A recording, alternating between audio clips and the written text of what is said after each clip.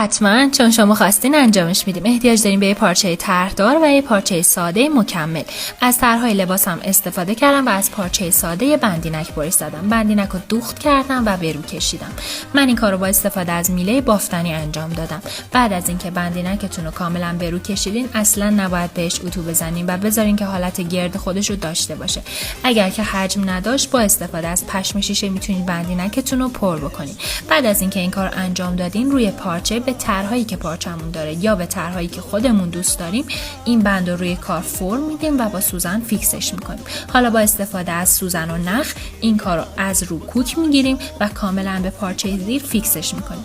میتونین این کار رو از زیرم انجام بدین که سرعتتون رو بیشتر و کار رو محکم‌تر میکنه.